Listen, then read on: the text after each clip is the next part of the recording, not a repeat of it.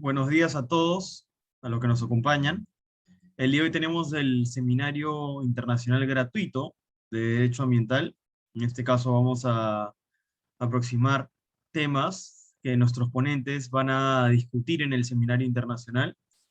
Quiero darle la bienvenida a la doctora Tessie Torres, al doctor Yovinda Terra y al doctor Juan Trevino.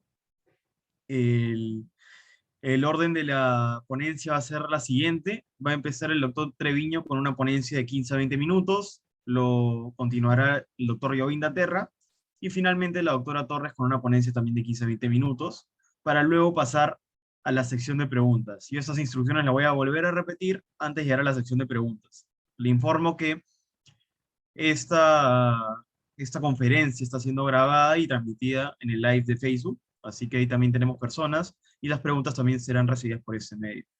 Así que, doctora Torres, buenos días, doctor Terra, doctor Treviño, buenos días. Los Muy buenos escuchamos días. bien. Buenos días. Buenos días a todos. Perfecto. Doctor Treviño, empezamos con usted la primera ponencia. El doctor Treviño es abogado, residió en la Universidad de Buenos Aires, especialista en Derecho Ambiental, Gestión Pública y Derecho Procesal Civil y Comercial. Fue subsecretario de Fiscalización y Recomposición Ambiental del Ministerio del Ambiente y Desarrollo Sustentable de la Nación de Argentina, y actualmente es socio de la consultora ambiental Greenco Energy. Doctor Treviño, buenos días con todos, lo escuchamos. ¿Qué tal? Muy buenos días a todos. En primer lugar, saludarlos, agradecerle a los organizadores que me han dado el lugar para participar en este Diplomado Internacional de Cambio Climático y Justicia Ambiental.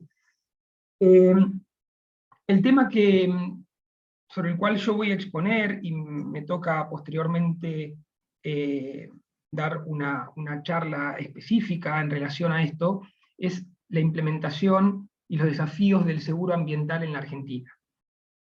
Pero previo a hacer una pequeña introducción, y respetando y siendo muy estricto con el tiempo que me dieron, quiero llamar a todos nosotros, los participantes, a una pequeña reflexión. Y que estoy a donde puedo, llamo a la misma. Lo mismo hice en Nairobi en el año 2019, en el Congreso Internacional de Ministros ante la ONU, porque lo que está pasando hoy es que la agenda de cambio climático, que si bien es transversal, y no hay duda de que está generando su propio camino, hoy se encuentra y está fagocitándose y está absorbiendo un montón de otras agendas que necesitan una atención inmediata y ya, que hacen a la calidad de vida de cada uno de nosotros y principalmente de aquellos países cuyas economías están en vías de desarrollo. Digo esto porque la agenda de cambio climático, hoy todos los fondos internacionales de financiamiento están mirando la agenda de cambio climático y están apuntados hacia la agenda de cambio climático, y estamos descuidando agendas inmediatas, como son la gestión de químicos, como son la gestión de calidad de aire al día de hoy, como son la gestión de residuos peligrosos, como son la gestión de residuos sólidos urbanos en cada una de nuestras ciudades, como son las cuestiones de saneamiento de agua potable y cloaca. Y así puedo seguir en un sinnúmero de otras líneas que hacen a nuestro derecho a un ambiente sano y equilibrado y a cuidar nuestra casa común, que hoy no está siendo absorbida por la agenda de cambio climático pensando en un mediano y largo plazo. No digo que no sea interesante o importante, sino digo que no nos olvidemos de lo que nos pasa hoy para poder tomar acciones para mañana y en futuro. Dicho esta pequeña reflexión, ya adentrándome en el tema, sobre la implementación del seguro ambiental en la Argentina, creo interesante primero marcar algunos lineamientos legales sobre los cuales se basa este instituto tan particular, tan en algunos casos novedoso, y en muchos lugares realmente no lo tienen en sus radares, y creo que es una herramienta de gestión para los que administran el Estado muy interesante.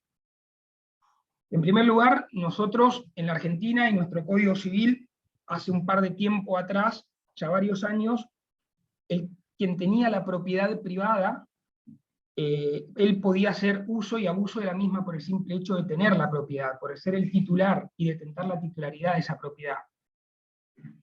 Esto fue demostrando de que con el paso del tiempo no era correcto, porque la propiedad privada hoy es nuestra, o de quien detenta su título, pero también es de nuestras generaciones venideras. Entonces yo no puedo hacer uso y abuso de esa propiedad privada sin tener presente de que también lo es de las generaciones venideras, y que esa propiedad privada, sea cual fuera, pertenece a un todo, del cual todos somos dueños, y nadie tiene nada, y todos tenemos un poquito, que es el ambiente.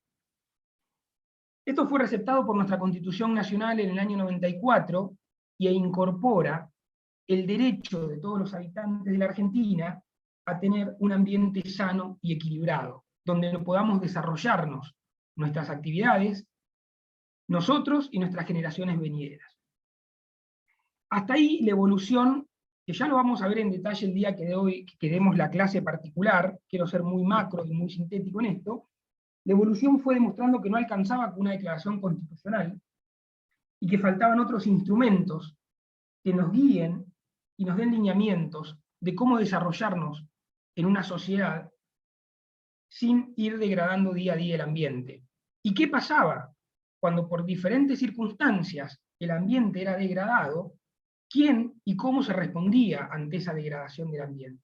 ¿Y quién era el encargado de remediar ese daño al ambiente que se había producido, por el motivo que fuere, y que no quedaran esos pasivos ambientales en cabeza del Estado Nacional, como pasa muchas veces? Entonces surge la Ley General del Ambiente, que esta Ley General del Ambiente, que es de aplicación a nivel nacional, establece el principio de responsabilidad. Este principio de responsabilidad marca que toda la obligatoriedad de que todo aquel que genere un daño tiene la obligación de reconstituirlo, de recomponerlo.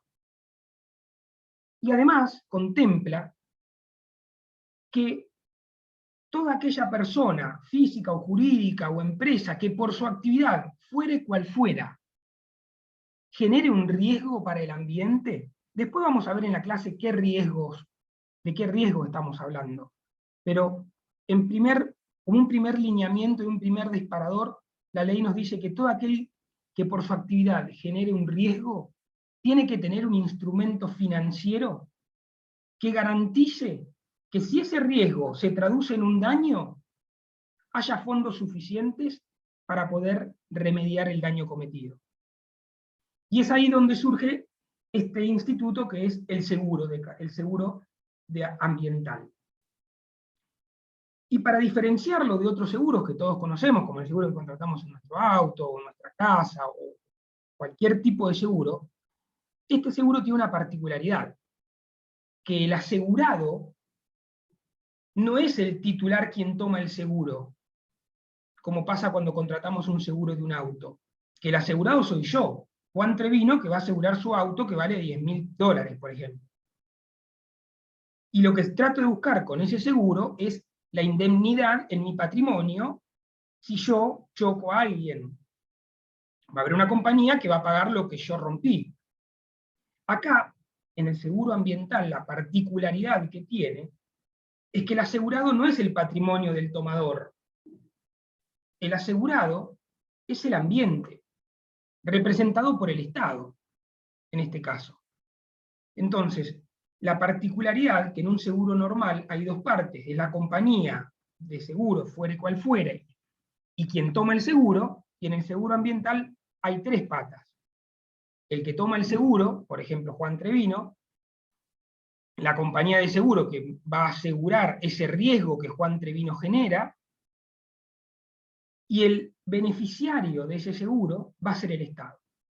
Y esto lo que busca, básicamente, es que si pasa, ese riesgo se traduce en un daño, y quien lo generó no quiere o no puede por el motivo que fuere, remediar ese daño, va a haber fondos suficientes para poder hacerlo.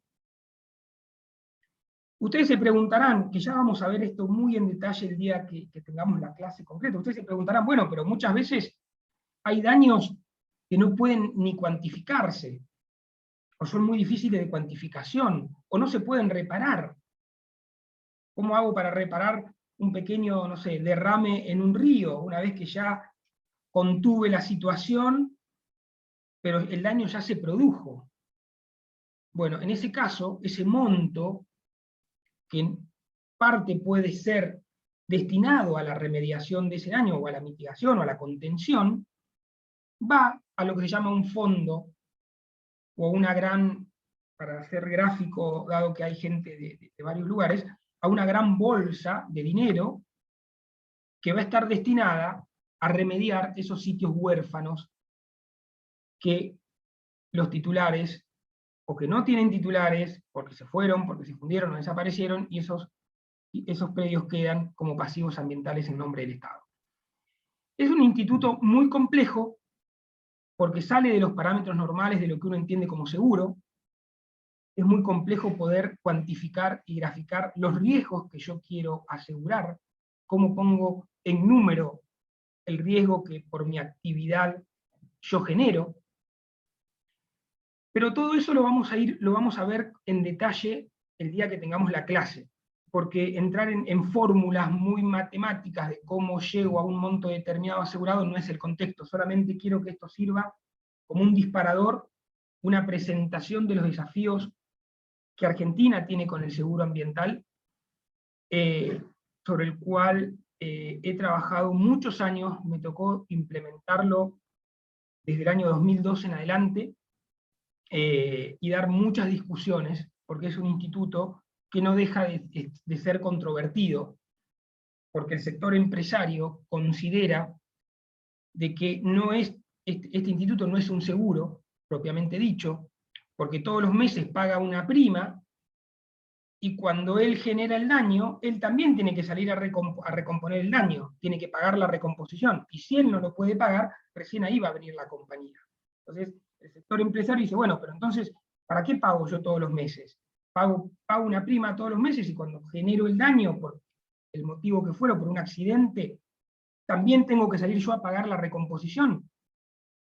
Y ahí es la particularidad que tiene este seguro, y por eso mismo, volviendo un poquito al comienzo de la charla, y terminando la misma, digo, entender de que el asegurado no es el patrimonio del sector productivo, o de quien toma el seguro. El asegurado es el ambiente, que lo va a representar el Estado Nacional. El ambiente, que como dije, es como un gran condominio, que todos tenemos un poquito, pero nadie tiene nada. Es de todos y no es de nadie. Y muchas veces con este es de todos y no es de nadie, es donde se da lugar a que sucedan ciertos hechos que muchas veces terminan siendo no abordados, quedando estos pasivos ambientales en manos del Estado.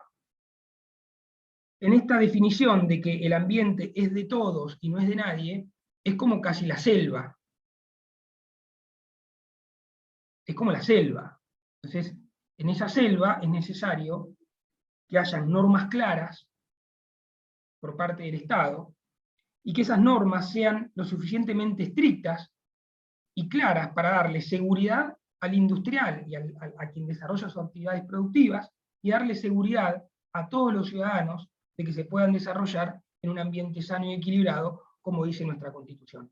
Un poco macro es la presentación, es algo muy técnico, muy particular, con muchas variables, que después me gustaría desarrollar el día de la clase, así que no, tampoco quiero aburrirlos en mis 20 minutos de exposición.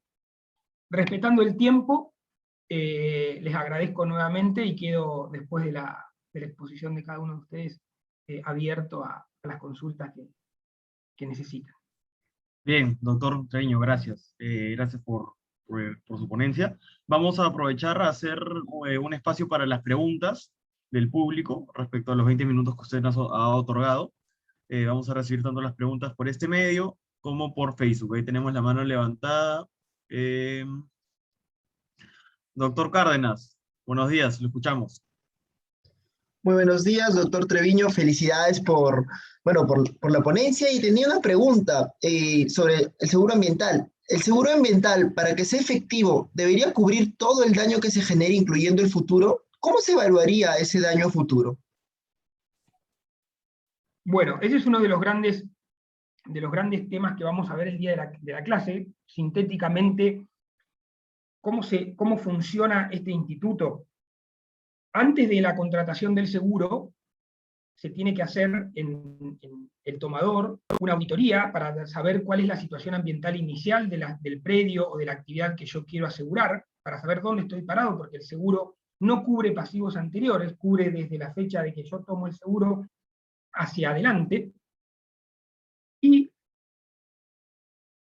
va a cubrir toda la actividad que yo tenga, o sea, todo el tiempo que yo tenga vigente el seguro, hasta 2 años posteriores que yo, por ejemplo, cierre mi actividad, por ejemplo. ¿Y qué es lo que va a cubrir? Lo que se llama un monto mínimo de entidad suficiente, es el riesgo que yo puedo llegar a generar. Muchas veces, ese riesgo, traducido en un daño, termina siendo superior al monto asegurado.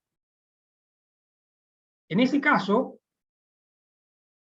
vuelvo al comienzo de la conversación, ese es el desafío que tenemos, porque quien tiene la obligación de reparar es el tomador, es quien toma el seguro, por ejemplo, Juan Treviño. Y Juan Treviño tiene la obligatoriedad de responder siempre por el todo. En caso de que Juan Treviño no pueda responder porque no tiene fondos, porque se fundió, se fue, o lo que fuere, recién ahí se ejecuta el seguro. ¿Y hasta dónde? Hasta el tope máximo de la póliza que tenga asegurado, que es un monto determinado en dinero. No sé si logré contestar a tu pregunta. Sí, doctor, un poquito. Muchas gracias. Listo, gracias doctor. Doctor Cárdenas por la pregunta. Doctor, tenemos una siguiente pregunta que es la siguiente. ¿Cuál es la clave del éxito del seguro ambiental? ¿Qué recomendaría usted para que ese instrumento resulte efectivo? A ver, las claves del éxito del seguro ambiental, en primer lugar, es tener líneas de base de la actividad previa a que alguien tome el seguro, serias. Es decir, saber cuál es la situación ambiental inicial, qué es lo que yo estoy asegurando, y cuál es el riesgo que estoy asegurando, y posteriormente, cómo ejecutar ese seguro ambiental, que es la parte más difícil. Porque la parte más fácil es, hago la auditoría, saco el riesgo, ese riesgo lo traduzco en un monto de acuerdo a una forma polinómica, y ese monto se traduce en una póliza. Perfecto, divino. Pero ¿qué pasa cuando sucede el daño? ¿Cómo se ejecuta esa póliza? Y ese es el desafío más grande. Cuando ingresa el Estado. ¿Y por qué digo que es el desafío más grande? Porque el Estado, por lo general, siempre entra tarde y mal. Siempre. En estos hechos, donde muchas veces se requiere inmediatez. Entonces, cuando nosotros ponemos un accionar en manos del Estado, como que es ejecutar esta póliza del seguro en representación del ambiente en su colectivo, es el desafío más grande. Porque reitero, los Estados, en estos casos, siempre, y en el 80% del mundo, entran tarde y mal.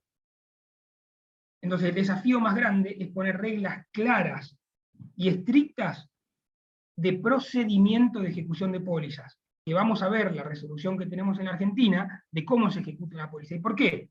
Y esto es para sacarle discrecionalidad al funcionario que tiene que tomar la decisión de ejecutar un seguro. Entonces, reglas claras y procedimientos estrictos en el proceso de ejecución de una póliza de seguro ambiental es el gran desafío y creo la clave del éxito de este instrumento.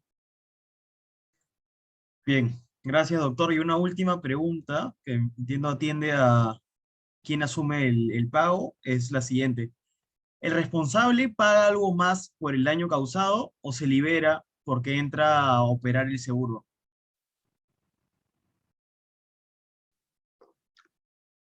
Hola, sí, perdón. A ver, el responsable es el titular. Quien genera el daño es el responsable del daño generado por el todo, siempre. Y nunca se va a liberar de esa responsabilidad. Nunca se va a liberar.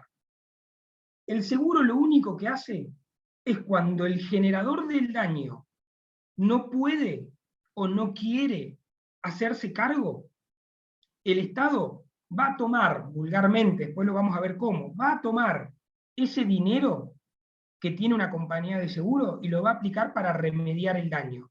Pero no significa que el titular o el generador del daño se libere.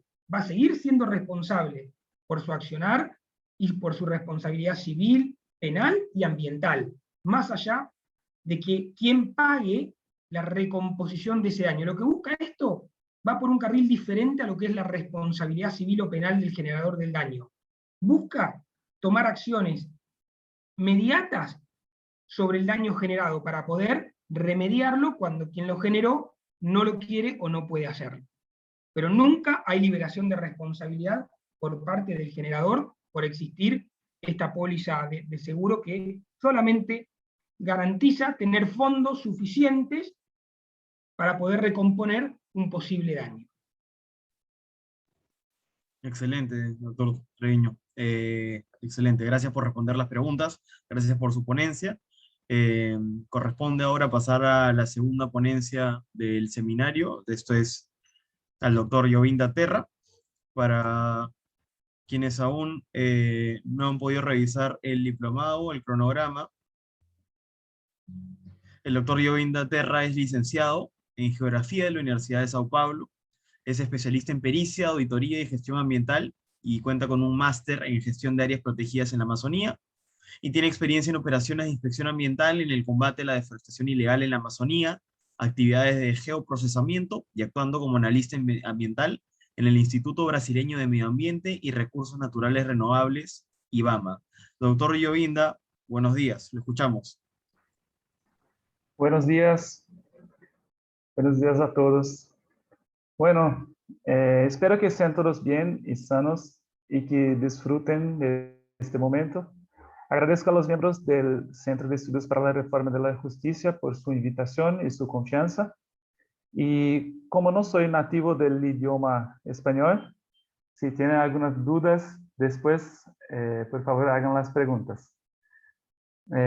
Bueno, yo trabajé durante 10 años en la Amazonía brasileña, especialmente en la región fronteriza de Brasil con la Amazonía peruana, en la región vecina del departamento de Madre de Dios, de Ucayali, y yo tengo un cariño especial por las bellezas naturales y culturales del Perú, y así como los amigos peruanos que admiro mucho por sus capacidades y por su hospitalidad. Bueno, voy a hablar hoy un poco sobre la protección de los bosques nativos en Brasil para contextualizar un poco el tema de las sanciones administrativas que voy a exponer en el curso. Bueno, también voy a hablar un poco de la protección de los bosques, los instrumentos legales de protección de los bosques, porque son temas importantes como herramientas para las acciones para atingir las metas que Brasil establece en los acuerdos. Entonces,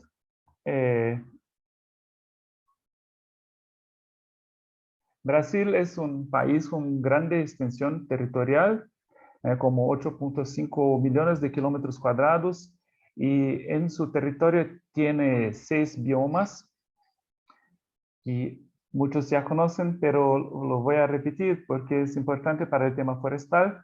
Y la Amazonía tiene como 49% del territorio, la floresta amazónica, el cerrado, que son las sabanas centrales del país, el bosque atlántico, que está más en la costa, y la caatinga, que es una floresta seca, como un semiárido, y también las planicies húmedas del Pantanal y el Pampa, que compartimos con los vecinos de Argentina, Uruguay. Entonces el país tiene también 84% de la Amazonía internacional, y como 60% del territorio nacional está con vegetación protegida. Otra parte importante es que las áreas protegidas en Brasil corresponden a cerca de 30% del territorio, con 18% de unidades de conservación y cerca de 12% de tierras indígenas. Y además también las áreas de conservación marinas, que son en total cerca de 2.000 unidades. Entonces, 18% del territorio está protegido y también en ese contexto está 12% del agua dulce de la superficie de la tierra. Así que esa es un poco la dimensión de la importancia de Brasil en este contexto ambiental. Y aparte de las características de los bosques, es importante decir que la Amazonía, en la mayor parte de su territorio, está expuesta a un proceso de deforestación. Y este tema es recurrente en la media y en este contexto que estamos de las negociaciones de Glasgow se vuelve un tema súper importante también. Entonces, para contextualizar la protección legal, Brasil tiene una política nacional de cambio climático que internalizó el Acuerdo de París, sus conceptos y objetivos, y también los compromisos brasileños para orientar las políticas relacionadas con el tema. Y además tiene también un código forestal que viene desde una ley de 1934 que tiene el objetivo de obligar a los propietarios rurales a mantener la vegetación nativa en sus propiedades en un cierto porcentaje, así como proteger la vegetación en las márgenes del río y otros entornos frágiles como laderas con pendientes superiores a 45 grados. Y la ley busca también poner límites a la expansión de las actividades agrícolas para evitar la pérdida de bosques nativos, biodiversidad y la escasez del agua.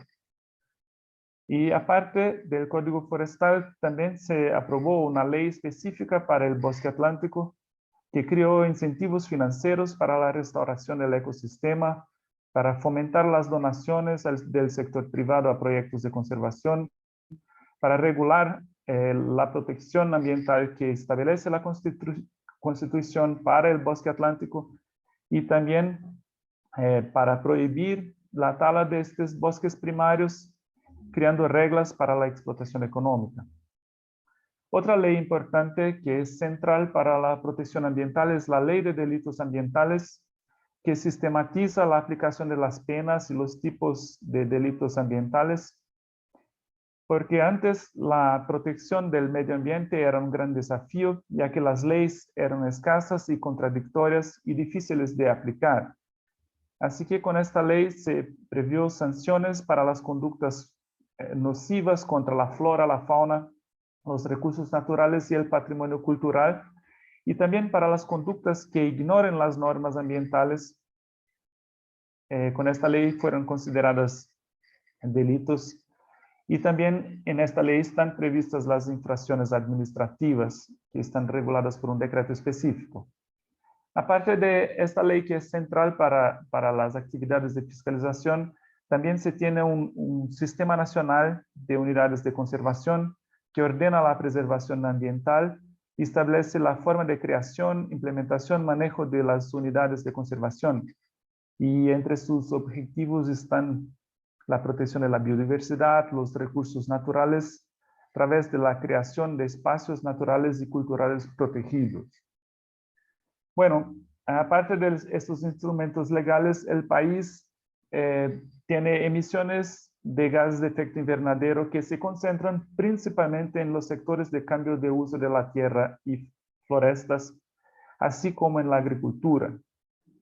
Juntos, estos sectores representan la mayoría de las emisiones brasileñas y esto hace con que la protección de los bosques sea una prioridad, ya que el desempeño de las emisiones del país depende de la reducción de las tasas de deforestación. Bueno, la deforestación en la Amazonía tiene un gran impacto en las emisiones de gases de Brasil, por lo que su reducción en el periodo de 2004 a 2012 llegó hasta 83% y fue muy celebrada. Y en el periodo reciente que estamos ahora, hubo un aumento desde 2018 a 2020, un aumento de las tasas anuales de deforestación que ponen el país en una posición política un poco frágil frente a la comunidad internacional. Por esas razones, Brasil apunta como sus contribuciones nacionalmente determinadas la reducción progresiva de la deforestación, mientras al mismo tiempo trata de poner disposición de buscar recursos para la implementación de una estrategia de Red Plus.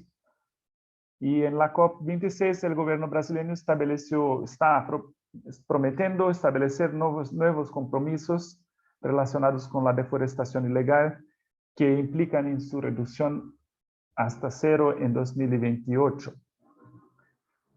Bueno, Brasil fue pionero en la implementación del instrumento de Red Plus, estableció recibiendo donaciones principalmente a través del Fondo Amazonia y también accesó a recursos a través de los gobiernos subnacionales de Acre y Mato Grosso, y actualmente se está habilitando otros estados subnacionales.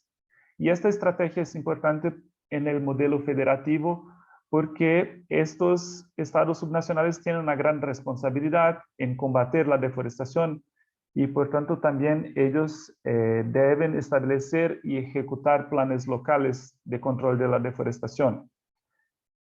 Entonces la deforestación ilegal tiene causas bien conocidas, ¿no? Pero entre ellos las más importantes son la ganadería extensiva, la minería ilegal y la tala del bosque nativo.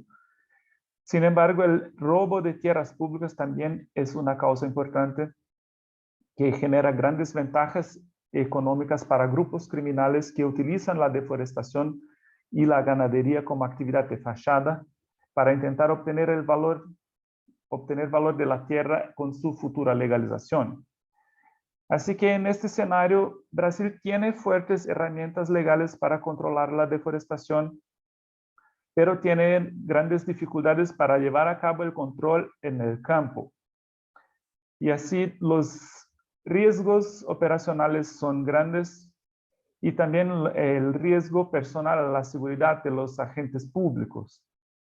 Y así registró varios accidentes, sabotajes y atentados que ponen en riesgo la vida de los funcionarios. Además, hay otros riesgos, aparte de los riesgos operativos, hay las dificultades inherentes a la gestión pública. En un contexto de crisis económica existe la dificultad para estructurar las agencias ambientales, las agencias federales, estaduales, municipales, en este sistema federativo que existe en Brasil, donde todos tienen responsabilidades comunes. Y también hay otras dificultades para llegar a la efectividad que se relacionan con la ejecución de contratos, servicios, de protocolos y mecanismos eficientes también para contener la corrupción estatal. Y sin embargo, el mayor desafío para controlar la deforestación es también la integración con otras políticas públicas estatales, especialmente las que incentivan el desarrollo sostenible. Bueno, este fue un poco de lo que tenía para presentar. Gracias por la atención. Y en las clases que tendremos en enero, habrá más tiempo para un abordaje más detallado de las actividades de inspección ambiental y el proceso sancionador para hablar sobre la efectividad de estas acciones. Y de todos modos, estoy disponible para atender cualquier consulta y duda. Gracias. Bien, doctor Llovinda, muchas gracias. Excelente español, en realidad no veo ningún problema. Acá tenemos un par de preguntas. Creo que la doctora Maldonado había levantado la mano. Doctora Maldonado, buenos días. Sí, correcto. Muy buenos días. Muchas gracias por la exposición. Totalmente claro, doctor Govinda. Más bien, yo quería consultarle dos preguntas. La primera es cuánto contribuye la deforestación a las emisiones de gases de efecto invernadero de Brasil, y conectada a esa pregunta y viendo los problemas que se dan con la deforestación ilegal, ¿solamente esta podría ser solucionada con actividades de inspección o qué otras actividades se deben relacionar o realizar para eso? Bueno, muchas gracias. La deforestación aporta alrededor de 44% en las emisiones de Brasil, por lo que es un fenómeno que tiene mucha atención de la prensa mundial, de los círculos académicos y ambientales. Y la deforestación es también un problema ecológico con fuertes efectos geopolíticos, por lo que siempre se evidencia en los discursos de los líderes mundiales y también en los objetivos que anuncian los países. Pero la deforestación ilegal no se controla solo con inspección. Y el desafío, los retos son de que la actividad de inspección fue sí identificada como la más efectiva en el periodo de 2004 a 2012. Pero en la Amazonía brasileña se estimó que la inspección alcanzó un límite operativo hasta 2012. Y ahí se queda claro que otros factores, como factores políticos y económicos, influyeron en el aumento de la deforestación en la Amazonía desde 2012.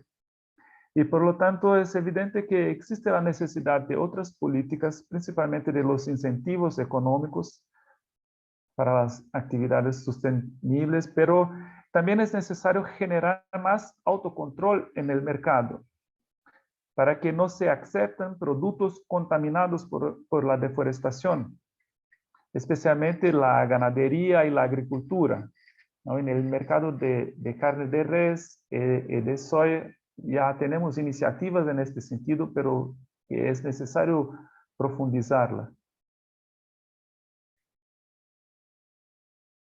Correcto, doctor, muchas gracias.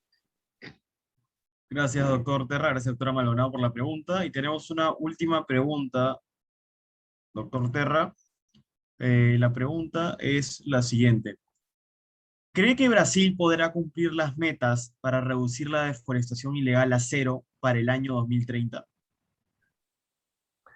Bueno, es posible decir que el país ya ha demostrado que tiene una gran capacidad para controlar la deforestación. Sí, el ejemplo del pasado nos permite afirmarlo, pero el alto reciente de la deforestación demuestra que también es necesario alinear el discurso político para un desincentivo de la deforestación ilegal y también reducir las expectativas de legalizar actividades ilegales que se relacionan con esta deforestación, así como la actividad de robo de tierras públicas que genera retornos económicos expresivos. Se necesita reducir porque es una de las causas que trae gran motivación a los deforestadores. Bien, doctor, excelente ponencia. Nuevamente hago énfasis en el buen castellano que ha llegado a desarrollar y Gracias. le agradecemos su participación. Ahora le corresponde a la doctora Torres para cerrar el día de hoy el seminario de ambiental. Doctora Torres, buenos días. La doctora Torres es abogada titulada por la Pontificia Universidad Católica del Perú. Tiene un máster en Administración Pública, emitido por el Instituto Universitario de Investigación Ortega y Gasset, y máster en Gerencia Pública por la Universidad Continental. Hace poco se desempeñó como presidenta del Consejo Directivo del Organismo de Evaluación y Fiscalización Ambiental, y actualmente ha asumido el cargo de gerente de fiscalización en Ocitran. Doctora Torres, buenos días, ¿cómo le va? Muy buenos días con todos. Agradezco la invitación a Cerejus, especialmente de hacerme partícipe de este panel con tan destacados profesionales, Juan Treviño y Govinda Terra, que además considero que han influido mucho en este entender la problemática ambiental que nos afecta en el hoy y en el futuro inmediato de manera tan significativa. Con ellos he compartido muchos espacios en los que hemos tenido oportunidad de compartir esos temas y por supuesto agradezco todo lo que aprendí de ellos. Así que muy agradecida por esta oportunidad. En el caso de lo que me corresponde compartir con ustedes a manera de introducción del tema, quería enfocarme en, no sé si puedo compartir la presentación, Sí, porque claro, doctora. quería, por favor, si me podría autorizar el compartir. Ok. Sí, necesita asistencia para... No, ya estoy. No tenía la autorización, gracias. Entonces, Ok, perfecto. la clase que me corresponde a mí desarrollar es justamente hacer un análisis de cuáles son las estrategias de cumplimiento, porque en la formulación de cualquier política regulatoria, ¿no?, que parte por la identificación del problema, aquí estamos poniendo como modelo el diseño del análisis de impacto regulatorio que recomienda la OECD, hay un momento clave, ¿no?, que es justamente el establecer cuál es la manera como vamos a implementar esa política y como corresponde hacer una tarea luego de esa implementación de monitoreo y evaluación, ¿no? Porque recordemos que este espacio de formulación de la política es un espacio teórico, ¿no? Muchas veces incluso no tiene suficiente evidencia y se espera, ¿no?, que el resultado de esta política sea la que fuera, de un resultado favorable respecto al bien jurídico que se pretende proteger. Y en esa medida es muy importante, más allá de ese análisis teórico de la emisión de la regulación, el tema de la implementación y el monitoreo. Como yo siempre digo, en realidad el éxito de cualquier regulación está en esa etapa de implementación y de cumplimiento, ¿no?, que adicionalmente nos permite hacer esa retroalimentación, ¿no? ¿Cumplió con los objetivos de la política pública? ¿No? Y en esa medida es una gran variedad de instrumentos con los que puede contar quien define la política pública para establecer cuál es la intervención, que puede ir desde no regular, ¿cierto? Hay supuestos en los que, dependiendo del momento, a lo mejor no conviene regular porque se espera que el mercado, digamos, tome alguna madurez, ¿no es cierto? Como por ejemplo en lo que es tecnologías de la información, ¿no? Son técnicas nuevas, tecnologías nuevas que a lo mejor es mejor que esperar que maduren antes de regular, hasta herramientas que no son tan intrusivas para luego pues entrar a políticas ya en las que se establecen prohibiciones e imponen obligaciones porque se considera que esto es necesario hacerlo, ¿no? Entonces, a partir de la identificación del problema público, como digo, el momento clave es establecer cuál es la estrategia de cumplimiento más adecuada, ¿no? Tenemos dentro de ellas, y lo vamos a ver más al detalle en los temas específicamente ambientales, herramientas, por ejemplo, con un gran desarrollo a la fecha, de apoyo a las políticas públicas, como son las herramientas de economía conductual, que un poco se internalizan la forma de decidir que tienen los ciudadanos, las personas en general, qué es lo que los motiva, y de alguna manera no los empujan con los famosos nudge a tener determinada conducta, ¿no? En materia ambiental, por ejemplo, hay toda una tendencia para desarrollar los green nudge, se les llama, ¿no? Como por ejemplo esta foto que yo les muestro, ¿no? Lo que pretende aquí es sensibilizar el hecho que el uso del papel, ¿no?, está afectando a los bosques, ¿no es cierto? Entonces es una manera muy sutil, ¿no?, indirecta, de desarrollar una conciencia ambiental. Hay muchos de estos nudge, ¿no?, que como digo se llaman green nudge y que vamos a ver luego en la clase con mayor profundidad. Después tenemos, bueno, las famosas campañas de sensibilización a través de la información. Las hemos vivido constantemente en este momento tan crítico de la humanidad que ha sido el COVID-19, ¿no? Pero obviamente el tema del fortalecimiento de la conciencia ambiental también utiliza estas herramientas que, como digo, son menos intrusivas, ¿no?, en las que hay, digamos, una motivación más que una imposición respecto al ciudadano. La autorregulación también es un mecanismo que se utiliza en diferentes sectores. Acá en el Perú tenemos, por ejemplo, el Consejo de la Prensa Peruana, ¿no?, en el que es el medio de comunicación el que establece a través de su código de ética cuáles son esos criterios mínimos y lineamientos que deben respetarse, ¿no es cierto? Y eso se deja en libertad a los que forman parte del Consejo de la Prensa Peruana para que lo definan, ¿no es cierto? Y estos también conforman, ¿no?, como una justicia privada, ¿no?, la posibilidad de acudir al Tribunal de Ética cuando esos principios se afectan, ¿no? Entonces acá hay un espacio en el que el Estado sabe que hay una necesidad de regulación, pero que se reserva al propio sector respectivo la formulación de estos límites y sus mecanismos de autocomposición. Igualmente en materia ambiental podríamos decir que un impulso a la autorregulación está en el tema de las auditorías, el contar con certificaciones ISO, ¿no? Que parten de la voluntad de los que emprenden esas actividades que generan impacto, pero que de alguna manera son consideradas como herramientas de autorregulación voluntaria. También espacios de corregulación, ¿no? Son muy interesantes porque en ellos, si bien hay un espacio independiente del sector respectivo para formular estos lineamientos, estas obligaciones, estos parámetros de cumplimiento, como es en el caso de la radio y televisión en el Perú, ellos tienen que construir su código de ética, pero el incumplimiento del código de ética es considerado por la regulación como una infracción, ¿no? Entonces hace suya, ¿no? El Estado esas obligaciones que de manera autónoma el gremio establece, ¿no? Dentro de este código de ética, pero se reserva la posibilidad de castigar frente a un incumplimiento o una afectación de estos códigos de ética, ¿no? Entonces esto también es una manera de lograr el resultado, como digo, con la menor intervención del Estado posible, ¿no?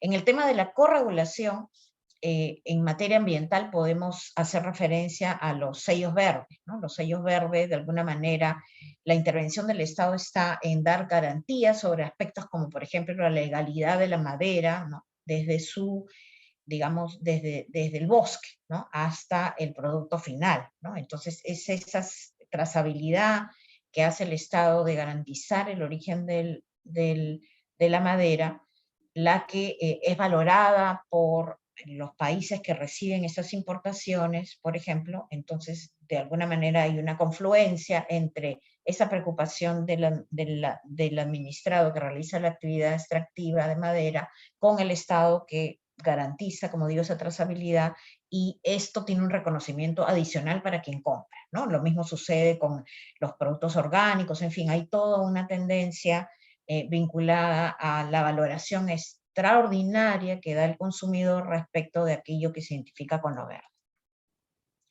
La regulación basada en desempeño es aquella en la que el Estado establece determinados parámetros, ¿no? Acá hay un ejemplo de la SUNAS en la que lo que se espera de estas empresas prestadoras de servicios de agua potable es que lleguen a determinados indicadores a lo largo de los años, ¿no? Más que establecerles una obligación, es plantearles una meta, y luego ya viene ese espacio en el que ya el Estado decide, por la evaluación que hace, ¿no? Que es mejor establecer obligaciones o imponer prohibiciones que a la vez usualmente devengan en la posibilidad de imponer sanciones.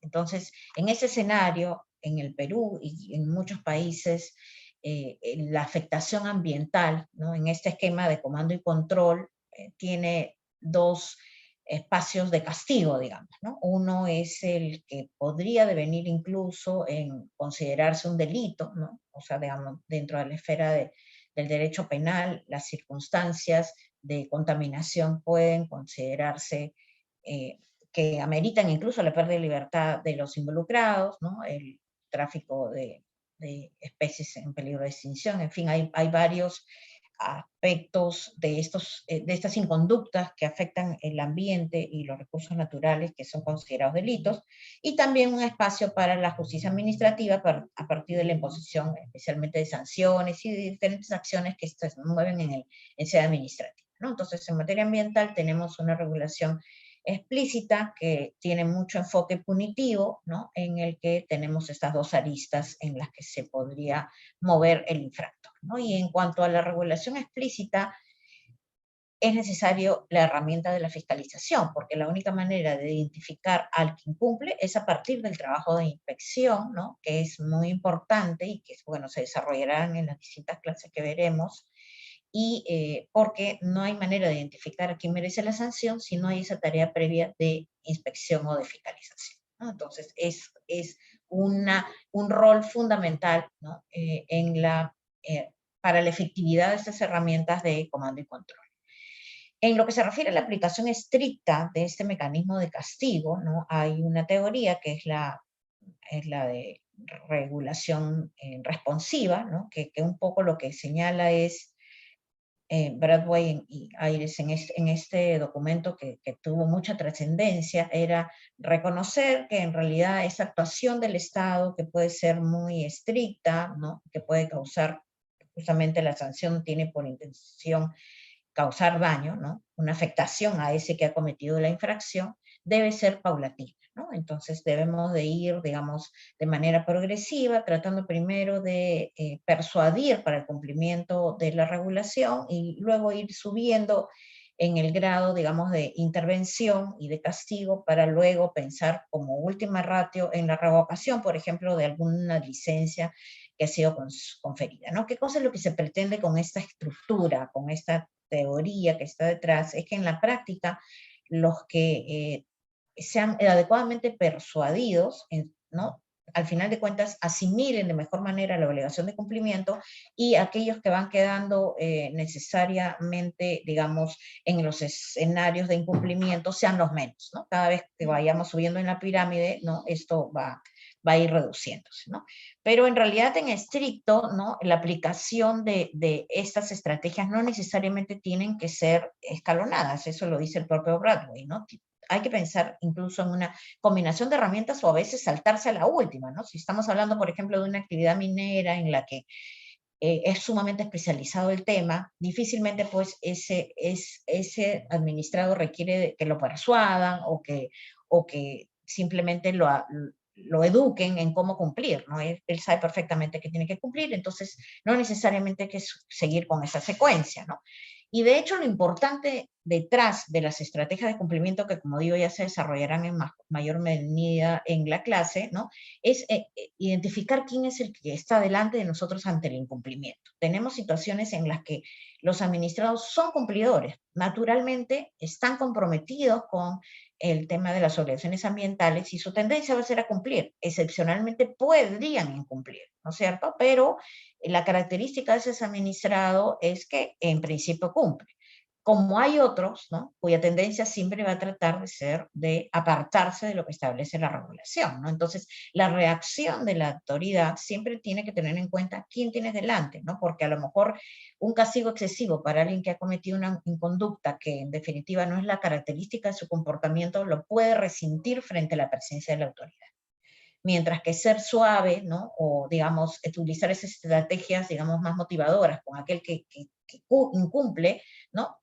Tampoco van a ser efectivas. Y por último, hay que tener en cuenta que hay muchos administrados que no conocen sus obligaciones, ¿no es cierto? Hay muchos espacios en los que el Estado ha dejado en libertad el desarrollo de actividades y no ha sido lo suficientemente controlador respecto al impacto ambiental, entonces obviamente ese grupo, ¿no? También debería de tener un trato diferenciado, ¿no? Igualmente, ¿no? Otro factor para, digamos, aplicar determinada estrategia de cumplimiento está en qué tan gravosa puede resultar ese incumplimiento de cara al riesgo o daño ambiental generado. O sea, podemos decir que todas las obligaciones ambientales están en una gran bolsa, pero tenemos que distinguir, hay obligaciones y obligaciones, ¿no? Entonces no podemos reaccionar ni por el perfil del administrado, ni por el tema de las características de las infracciones de la misma manera, ¿no? Y en esa medida, yo creo que las estrategias, ustedes imagínense que esto en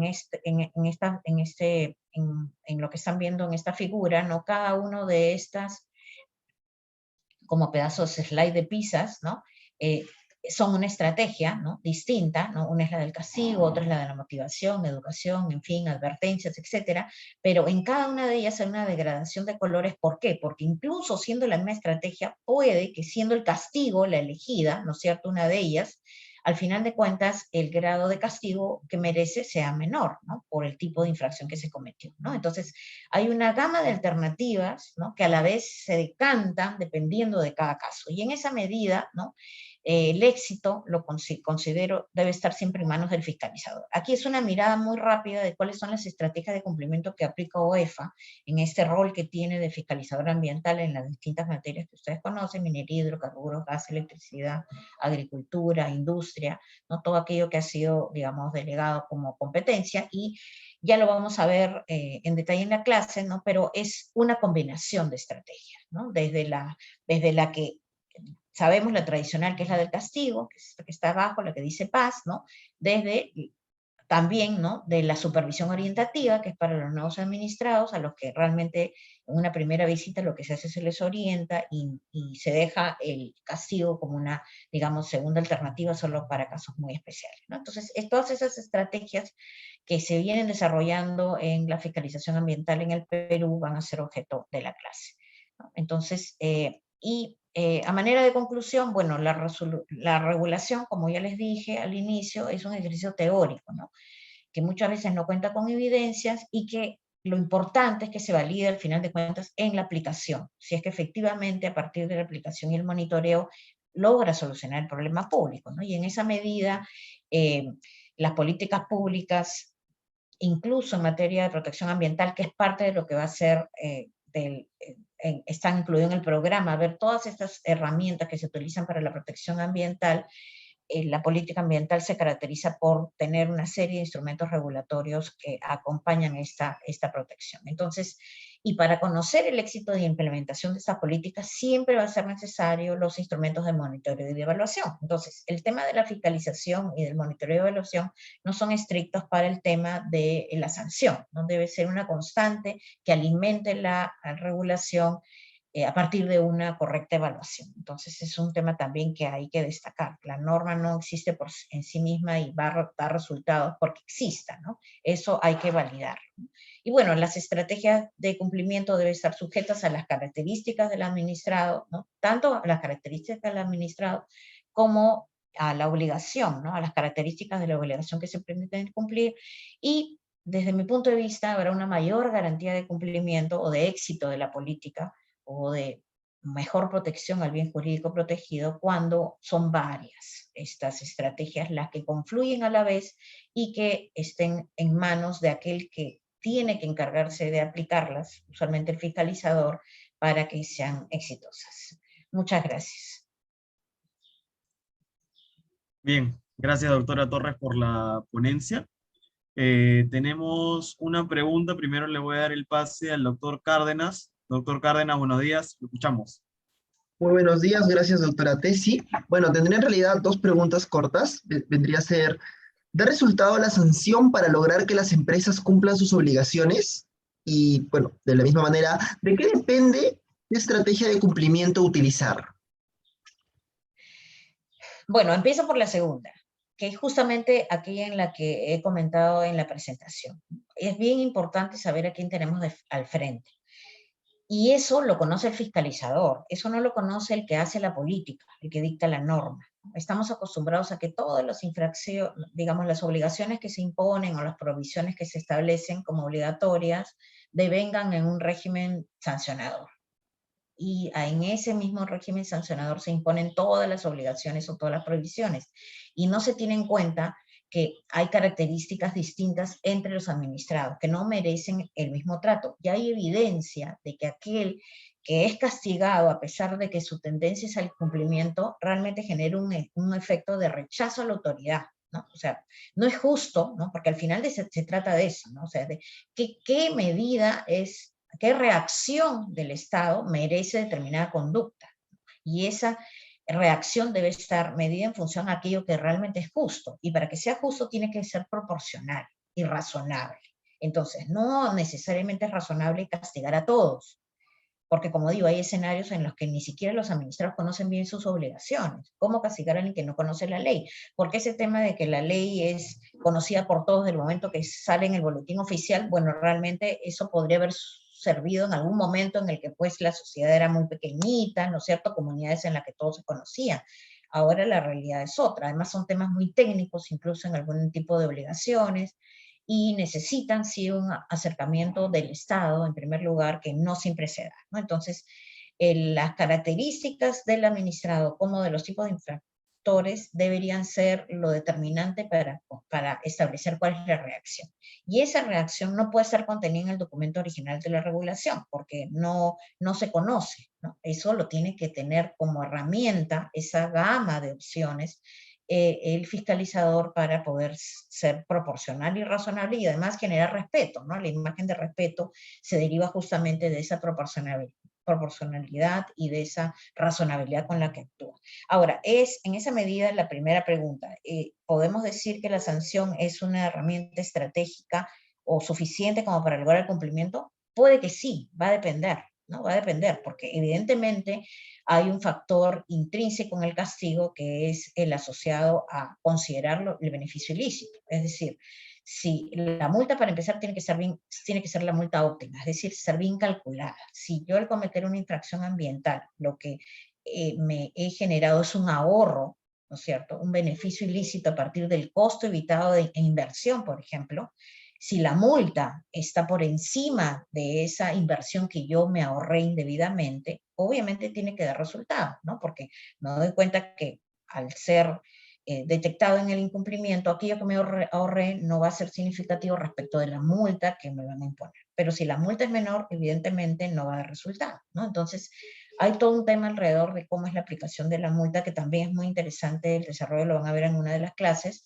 de cómo establecer cuál es la multa óptima. Porque la garantía de éxito como herramienta de promoción del cumplimiento de la sanción es que sea realmente la que corresponda.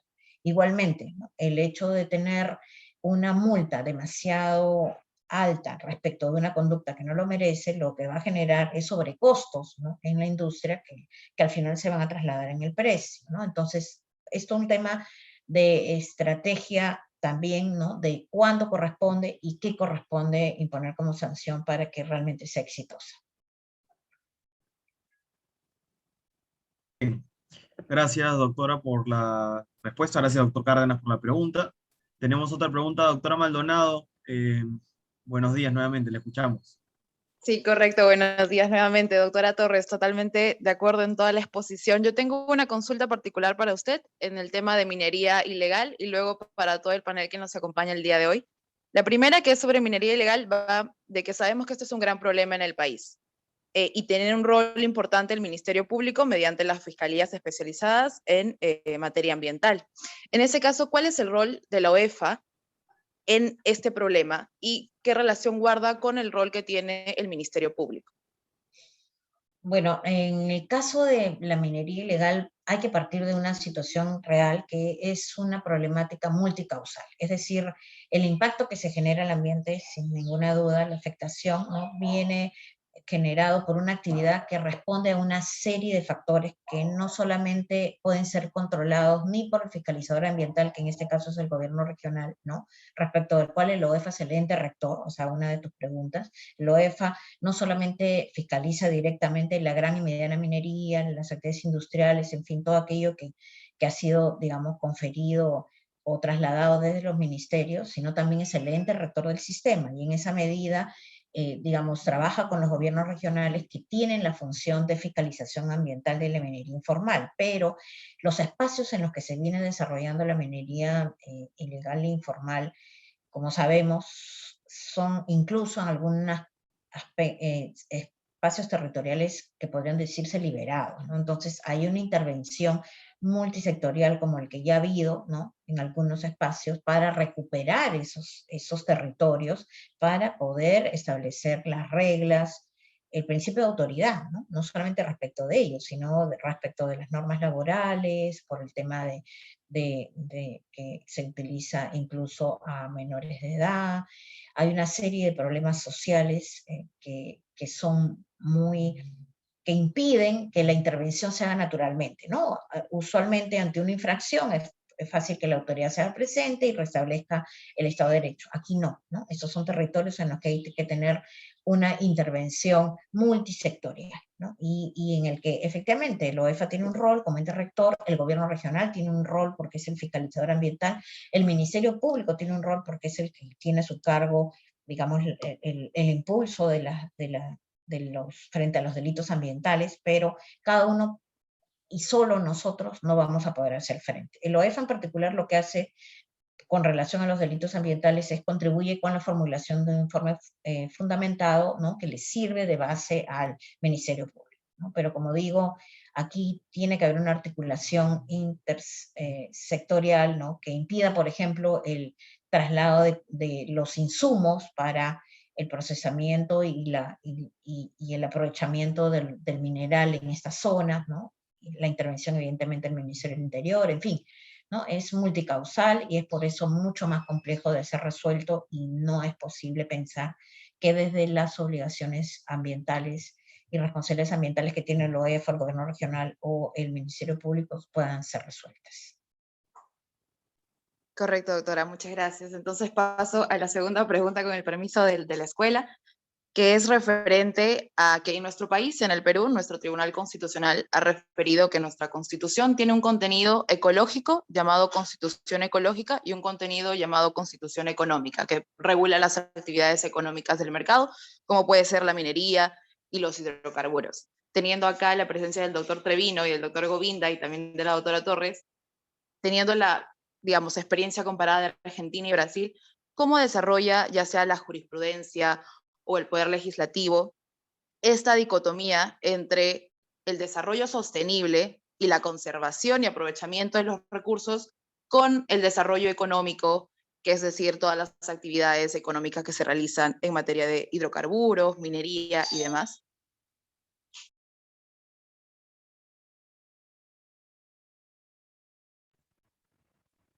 Me parece que la doctora Maldonado terminó la pregunta, no sé si podría escucharla completa. Sí, perfecto. Entonces, doctor Treviño, usted lo veo ya con la respuesta, así que le doy el paso a usted primero.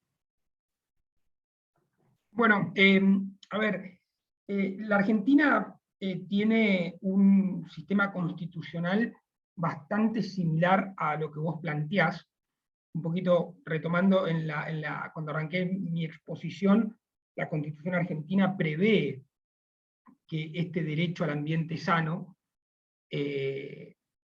no solamente para nosotros, sino para nuestras generaciones venideras, y un ambiente sano y equilibrado para poder desarrollar nuestras actividades. Entonces, también tiene ese tinte, no sé si ecológico, pero introduce la cuestión ambiental en la regulación constitucional.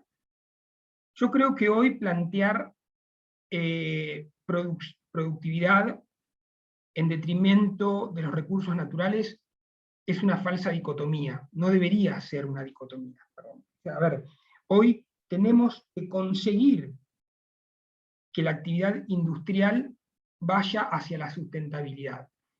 Y es muy complejo, porque la gran industria, cuando hablamos de la industria hidrocarburífera, estamos hablando de las actividades legales y registradas, tienen un cumplimiento ambiental muy elevado. Y pedirle sustentabilidad a una gran compañía minera es mucho más simple que pedirle sustentabilidad a la industria marginal. Y es el desafío del Estado, es poder, creo, de todos los estados, es poder acceder y acompañar a toda la industria hacia la sustentabilidad. Y cuando digo acceder y acompañar, es a esa industria que hoy está más preocupada en economías como la nuestra, en desarrollo, está más preocupada por llegar a fin de mes, pagar sus sueldos y subsistir, que a cuidar el ambiente. Entonces, yo creo que ahí hay que dividir la cuestión. Pero no plantearía a la cuestión productiva como una dicotomía, es decir, como es o producción o ambiente. Cuento un caso particular que siempre lo doy en la facultad. Mi familia tiene explotación agropecuaria. Y hace muchos años, uno tenía la concepción de que había que sembrar, por ejemplo, soja en la Argentina. Y cuanto más soja yo le metiera al campo año tras año, más ganancia iba a tener. Pero ¿qué pasaba? Cuando nosotros empezamos a ver, y principalmente ahí fui donde me metí en mi familia a este tema, digo, empezaba a ver que año tras año los rindes de esos campos eran cada vez menor. Nosotros empezamos a ver, bueno, pero ¿a qué se debe esta situación? Y se debe a la finitud de nuestros recursos naturales. Y ahí empezamos a hacer rotación del terreno, donde se plantaba soja el otro año, o a los 2 años, plantamos maíz. ¿Por qué? Porque la soja le saca nitrógeno, el maíz le aporta nitrógeno al suelo, y empezamos a tener rotaciones controladas en los campos. ¿Qué sucedió? Hoy tenemos los rindes más grandes de toda la historia en los campos de mi familia. Digo, ¿y a qué voy con esto? Y sin embargo, no hemos disminuido productividad, al contrario, hemos hecho un campo mucho más productivo. Pero fuimos hacia la sustentabilidad, y cuando uno habla de la sustentabilidad, no tiene que hacerlo solamente en relación a nuestros recursos naturales, hablamos de sustentabilidad en toda la cadena de producción.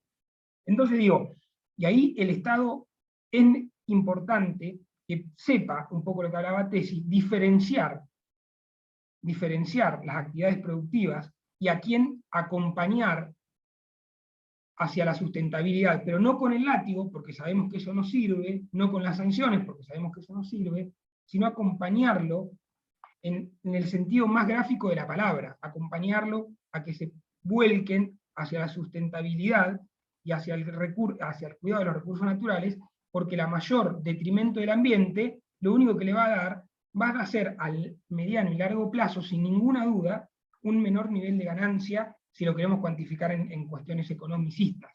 Entonces digo, cuidado del ambiente y productividad tienen que ir de la mano, y el Estado tiene que estar presente, y acompañar a quien tiene que ir hacia la sustentabilidad, y controlar a los grandes, que ya tienen, por cuestiones de compliance, o grandes expertise en la materia, como también decía Tesis, ya tienen lineamientos y sustentabilidad y programas de triple impacto en sus empresas, que no se salgan de ese carril, pero creo que el desafío más grande es en los pequeños y medianos escalas productivas, que es donde más difícil se vuelve a hacer sus procesos sustentables. Me fui un poco en la respuesta, pero creo que era un poco gráfico, por lo menos lo que pasa en la Argentina, ¿no? Bien, gracias, doctor Treviño. Respetando el orden inicial de las ponencias, le corresponde ahora al doctor Giovinda. Bueno, yo veo que el desafío para garantizar las actividades económicas con cumplimiento ambiental es que, por ejemplo, en Brasil tenemos como dos grupos de infractores, que uno son las empresas, las actividades licenciadas, donde se puede identificar incumplimiento o actividades sin licencias. Y en el otro lado, en nuestra realidad, está el uso no autorizado de la biodiversidad, que en general también se caracteriza como un tipo penal, y entonces genera un desafío un poco diferente. En ese sentido, las estrategias de actuación, como decía Tessie, son muy importantes porque a los que usan la biodiversidad, ignorando la ley y robando recursos naturales de la colectividad, a ellos no se puede dar un tratamiento leve. A ellos, en general, le fornecemos una estrategia de descapitalización, que es bien diferente de cuando se trata con una industria, una actividad regular, que tienen un impacto económico positivo para la sociedad. Así que para este grupo de las licencias regulares, hace más sentido tener una estrategia de generación de cumplimiento con un abordaje gradual, que para el otro grupo, donde se necesita actuar en la fiscalización también en conjunto con la seguridad pública, ¿no? Entonces, veo como dos grupos bastante distintos que en la realidad suramericana deben ser muy comunes también en otros países. Así que tener un portafolio de estrategias para generar la conformidad es el punto más importante para que se respete y se impulsionen las actividades económicas que son importantes para el país con cumplimiento ambiental.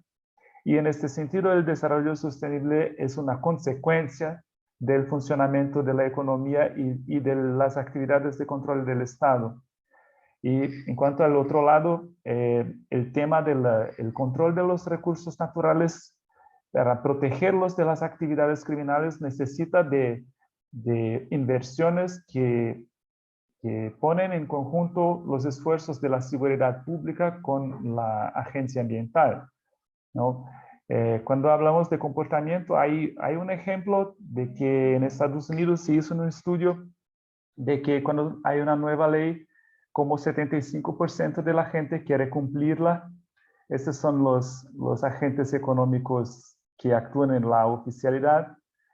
Y es normal que cerca de 5% no quieren cumplir la ley, porque por la naturaleza de su comportamiento rechazan el control del Estado. Y en este sentido es importante identificar los que están en el medio, porque hay 20% que miran a los 5% que no quieren cumplir la ley y observan si el Estado va a penalizarlos. Y por eso es importante que el Estado identifique bien los 5% más importantes para penalizar y que al penalizarlos no solo les descapitalice, pero también lo haga con publicidad para que la sociedad tenga la conciencia de que el control estatal existe y que la actividad ilegal tiene consecuencias negativas, ¿no? Y esto hace el Estado economizar sus recursos y generar, aumentar la efectividad. Entonces, pero el cómo hacerlo, creo que Tessie explanó muy bien. Y en complemento, las actividades complementarias, como el ejemplo del seguro ambiental, pueden garantizar resultados mejores, principalmente para el grupo que actúa en la formalidad. Entonces veo que el control ambiental del Estado está en el medio de estas actividades y la estrategia enfocada en los tipos de públicos en general son las más efectivas. Bien, gracias doctor Terra por su respuesta. Doctora Torres, con usted cerramos la pregunta del panel. Sí, bueno, yo creo que tanto Juan como Govinda han hecho énfasis en que en realidad no deberíamos de partir de la premisa que debe haber una, digamos, una ruptura entre ambas visiones, ¿no? En realidad, la necesidad que tenemos de utilizar los recursos para mantenernos es indiscutible, ¿no? Lo que tenemos que garantizar es que justamente esas actividades productivas, extractivas, se mantengan la garantía de que esto va a poder ser sostenible en el tiempo, ¿no? El tema de las actividades, como bien decía Juan, que ya tenemos y Govinda identificadas, en las que ya hay bastantes controles, bueno, pueden haber más, sin ninguna duda, ¿no? Quizás no nos hacen notar que en esa preocupación válida, porque entiendo que la pregunta también tiene detrás esa preocupación que ya tenemos todos, en las que estamos absolutamente sensibilizados, de la necesidad de preservar en el planeta determinadas condiciones que nos permitan mantenernos, ¿no? Como especie, ¿no?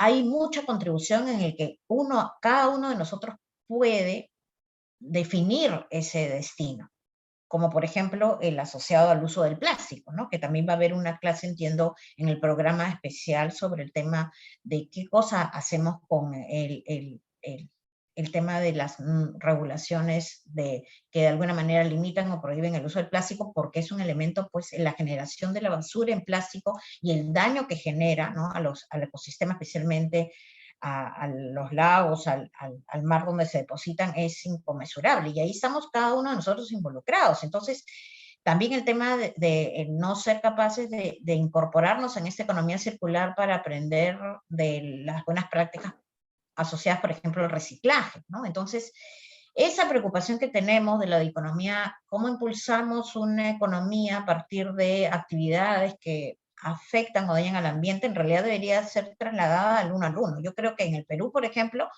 el mayor porcentaje de contaminación se deriva de la debilidad que tenemos alrededor de los manejos de residuos sólidos, ¿no? Los domésticos.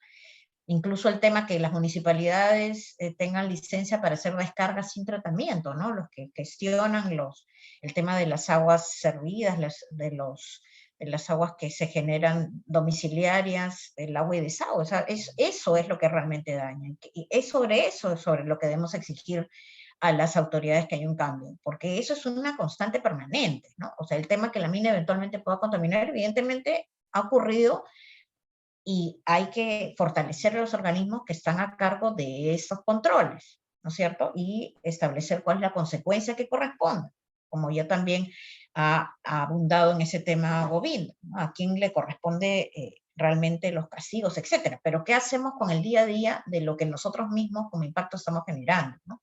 Ahí creo que tenemos que hacer una mayor reflexión, ¿no? No pensar tanto en el otro, sino en la conducta de cada uno como ciudadano. Gracias, doctora Torres. Me parece que ya no tenemos ninguna pregunta de los participantes ni los usuarios conectados en Facebook. Así que quiero agradecerle a los tres por la ponencia de hoy día. Ha sido excelente. Como todos saben, tenemos un curso programado que empieza el martes 9 de noviembre, finaliza el 11 de enero, son 19 clases, y está integrada tanto por los panelistas que nos acompañan hoy día, como con el doctor Rubén Verdugo Castillo, Gerardo Rico, provenientes de Chile y España respectivamente. Así que nuevamente gracias. Quiero agradecer una vez más a los panelistas del día de hoy y espero que todos tengan un buen fin de semana. Hasta luego. Muchas gracias. Gracias. Gracias, Hasta luego. adiós, hasta luego.